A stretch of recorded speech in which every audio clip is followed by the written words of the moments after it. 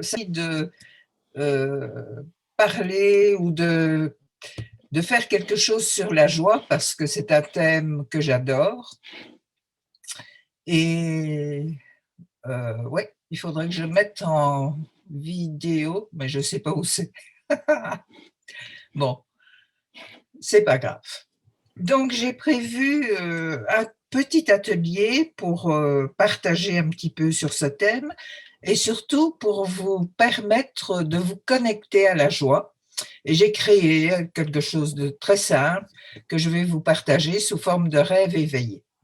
Mais on est vraiment dans l'ambiance PNL et je m'étais dit, la première chose que je vais vous demander, c'est quelle est votre intention à suivre cet atelier. On nous en a parlé au cours de la journée. Et donc, qu'est-ce que vous avez envie de vivre, de partager au cours de cet atelier? Et je vous propose d'y réfléchir 1 ou 2 minutes pour vraiment vous brancher sur ce que profondément vous souhaitez. La pensée va très vite. Et donc, lorsque nous avons choisi les différents thèmes que l'on allait aborder au cours de cette journée, c'était en lien avec ce qui se passe aujourd'hui dans le monde. Et bien sûr, en tant que PNListe, nous savons que nous avons le choix de nos émotions. Et parce que j'aime de rire et d'avoir du plaisir, et surtout aussi parce que j'ai lu un livre que je vous recommande, qui m'a beaucoup touchée, qui m'a beaucoup enrichie. J'ai lu le livre Sagesse d'ailleurs de Frederica Van Ingen, qui est allée vivre auprès de peuples racines, de peuples oubliés, et elle décrit la philosophie et comment ces peuples continuent de vivre, et ils continuent de vivre dans une pauvreté très importante, mais ils sont connectés à de la joie, et c'est vraiment quelque chose d'important pour l'équilibre, pour la vie, pour la santé. Et je peux vous montrer un message de l'aigle blanc qui est un indigène Hopi. Alors, ce moment que traverse l'humanité peut être considéré comme un portail ou un trou. La décision de tomber dans le trou ou de passer par le portail vous appartient. Si vous consommez les nouvelles avec pessimisme, vous tomberez dans le trou. Si vous voyez le tout avec du recul, changement de position perceptuelle, et avec la vision de l'aigle, vous percevrez la dimension spirituelle de cette crise et vous passerez le portail. Prenez soin de vous et des autres. C'est par la joie qu'on résiste. Les peuples indigènes vous montrent le chemin. Malgré leurs souffrances, leurs exterminations, ils ont toujours continué à chanter et à danser. Ouvrez votre cœur aux beautés de l'univers. Elles vous aideront à avoir un esprit positif. Restez serein dans la tempête. Prenez le temps de vous poser, de méditer. Chacun de vous aura un rôle à jouer. Ce qui est important maintenant, c'est de dégager l'essentiel au jour le jour, chanter, danser, résister par l'art, la joie, la foi et l'amour. Ça vous a plu? Ouais, très beau. Ah, moi aussi, j'ai trouvé ça superbe. Alors, quand même, c'est quoi la joie? Alors, je suis allée chercher, enfin, j'ai choisi des définitions qui me plaisaient et qui, pour moi, étaient OK. La joie n'est rien d'autre qu'une disposition de l'âme. C'est Louis Pauwels qui a dit ça. La joie de contempler et de comprendre la nature, voilà le langage que me porte la nature, de Einstein. La joie n'appartient ni à hier ni à demain. Elle est là maintenant. La joie est en tout, la beauté aussi. Il faut savoir les extraire. Confucius, ça remonte loin. Un chagrin partagé diminue de moitié. Une joie partagée augmente du double. Un proverbe suédois. Si tu remerciais la vie pour toutes les joies qu'elle te donne, il ne te resterait plus de temps pour te plaindre. Maître Écart, c'est magnifique. La vie est belle, soyons joyeux. Alors, finalement, peut-être qu'on peut synthétiser la joie avec le fait de vivre ici et maintenant. C'est à la fois en soi, autour de soi, et c'est une disposition de l'âme. Je trouvais que ça pouvait résumer l'essentiel de la joie. Et encore une petite carte mentale de ce qui contribue à la joie. Mais je pense que avoir des désirs, c'est important. Se maintenir physiquement en forme, aimer la vie quoi qu'il arrive, être attentif à soi, aux autres, avoir cette attitude d'esprit orientée vers la joie et se sentir utile. Mais sûrement qu'il y a encore d'autres choses que vous pourriez trouver qui vous caractérisent. Moi, je trouvais que ça me caractérisait aujourd'hui dans ma vie. Mais comme tout est toujours en changement et en évolution, sans doute que dans quelques temps, ce serait un peu différent. Alors, je vais vous proposer une petite rêverie qui va vous permettre de vous connecter à de la joie. Mais avant, je voudrais que vous fassiez une petite réflexion. Alors, je voudrais que vous trouviez 4 moments dans votre vie. Alors, le premier moment, par exemple, où vous étiez dans une relation pleinement vous-même, où le dialogue, où le lien, la relation vous remplissait de joie. Donc ça, c'est la première situation. La deuxième situation, vous allez chercher un moment de votre vie où vous avez été dans la gratitude, vous avez surmonté une épreuve, enfin, vous étiez vraiment en contact avec la gratitude.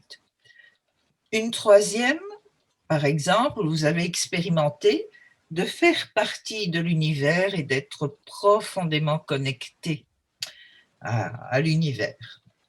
Et puis, une dernière qui est plus facile à trouver peut-être, un moment où vous avez eu beaucoup de plaisir, où vous avez ri, oui, ça peut être des films, des livres, et je vais vous donner un petit exemple de quelque chose qui me fait rire régulièrement, que j'utilise dans mes formations, et je vous raconte l'histoire. Alors, c'est l'histoire d'une famille anglaise qui passe ses vacances en Allemagne, et puis en se promenant, cette famille trouve une jolie petite maison qui serait allouée pendant les vacances, et donc ils sont enchantés, et ils apprennent que le propriétaire de la maison, c'est un pasteur, et donc ils signent le contrat de location pour les vacances avec ce pasteur. Et quand ils rentrent chez eux, ils se rappellent qu'ils n'avaient pas vu les WC au cours de la visite. Et donc, ils décident d'écrire au pasteur pour demander où ça se trouve, parce qu'ils ne se rappellent pas l'avoir vu. Donc, voici la lettre. Monsieur, je suis la dame qui a loué votre maison de campagne. Je ne sais pas où se trouvent les WC. Pourriez-vous me préciser où ils sont placés? Et quand il reçut la lettre, le pasteur ne comprit pas l'abréviation WC. Il crut qu'il s'agissait d'une église anglicane allemande appelée Walter Chapel. Alors il répondit: « Madame, j'apprécie votre demande et j'ai l'honneur de vous informer que le lieu qui vous intéresse se trouve à 12 kilomètres de la maisonnette, ce qui est gênant pour celui qui y va souvent. Le dernier peut apporter son déjeuner, il faut s'y rendre à bicyclette, en voiture ou à pied, mais il est préférable d'y arriver à l'heure pour avoir des places assises et pour ne pas déranger les autres. Dans le local, il y a l'air conditionné qui est très agréable. Les enfants s'assoient à côté de leurs parents et tout le monde chante en chœur. À l'entrée, nous vous donnons une feuille de papier. Ceux qui arrivent en retard peuvent se servir de la feuille du voisin. Les feuilles doivent être rendues à la fin, de façon à être réutilisées plusieurs fois. Tout ce qui est recueilli est distribué aux pauvres. Le lieu est aménagé d'amplificateurs de son afin que l'on puisse entendre dehors. On y trouve des vitres spéciales pour permettre de contempler les fidèles en diverses positions. Ceci, j'espère avoir été clair et je vous prie d'agréer, madame, l'expression de ma respectueuse sympathie. Voilà, un exemple de quelque chose de très rigolo. Ouais. Donc voilà, je vous laisse 2-3 minutes pour trouver des moments drôles. Enfin, vous pouvez utiliser celui-ci s'il vous a plu.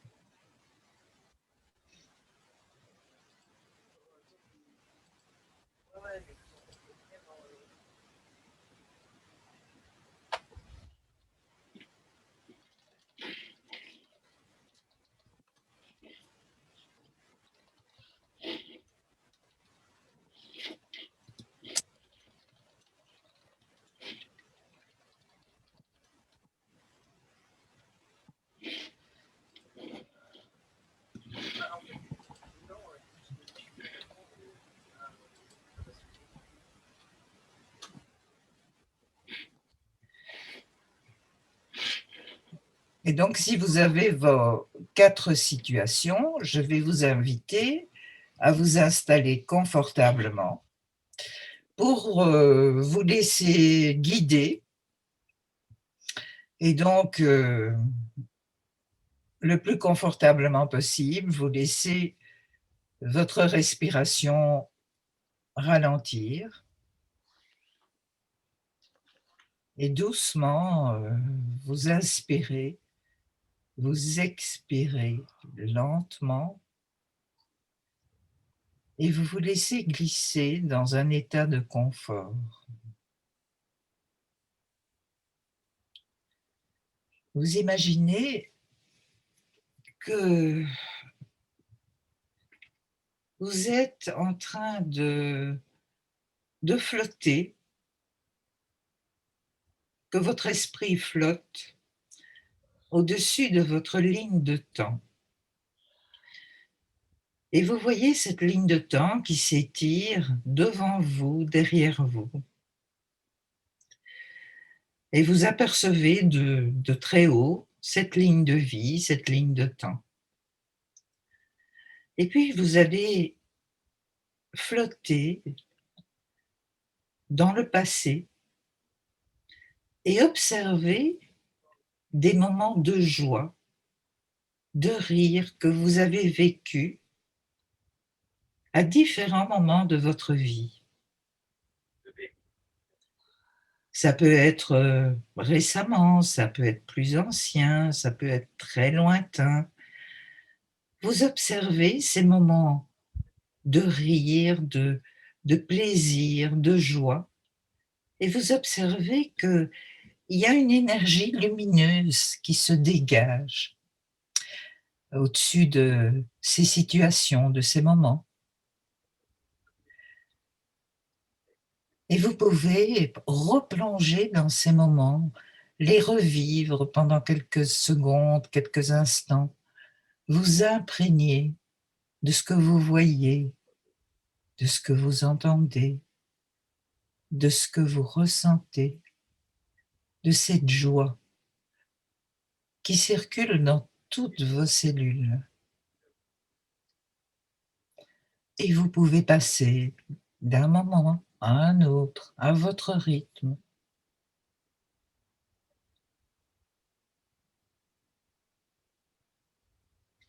Laissez cette sensation merveilleuse grandir en vous. Donnez-lui une couleur ou plusieurs couleurs.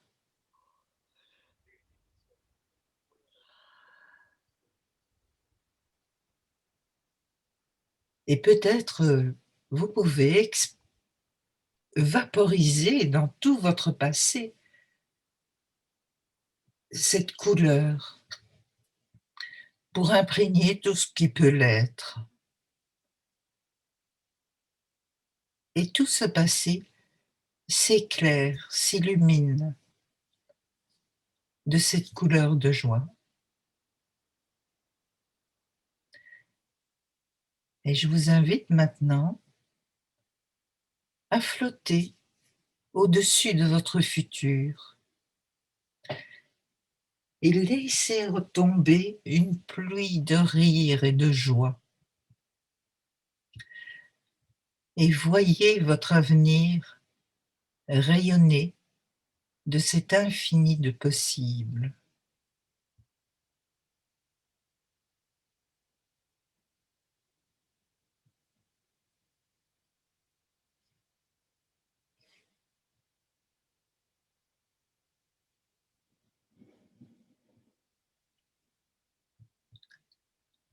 Et je vais vous inviter à revenir dans votre corps, au présent, en attendant avec excitation le futur.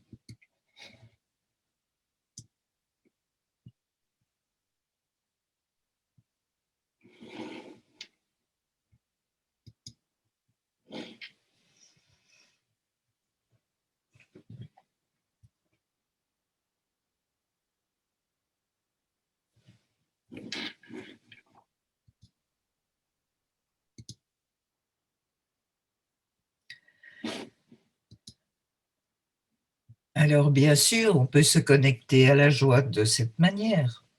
On peut aussi créer un cercle de gratitude, de pratiquer des recadrages et bien sûr de regarder le verre à moitié plein.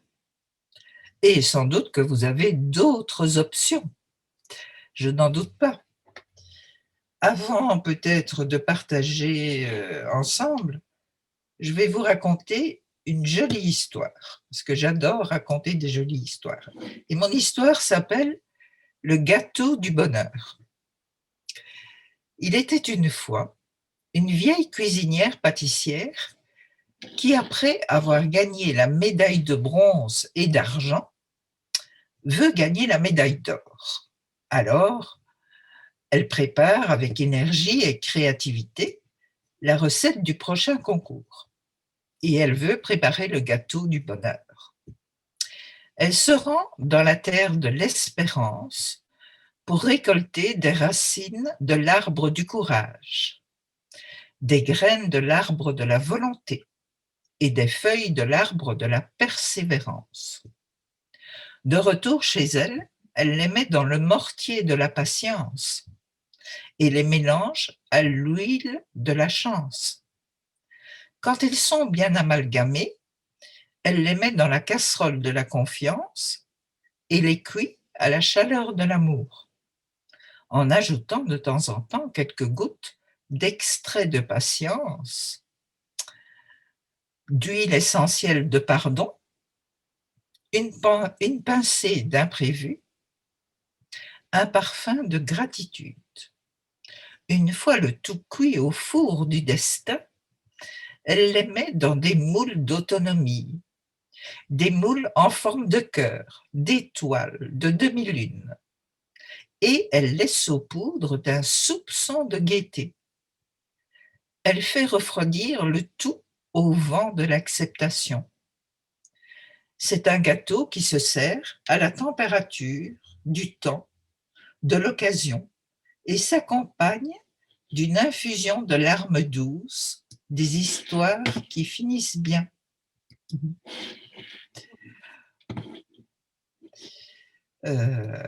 Et voilà l'histoire que je voulais vous raconter.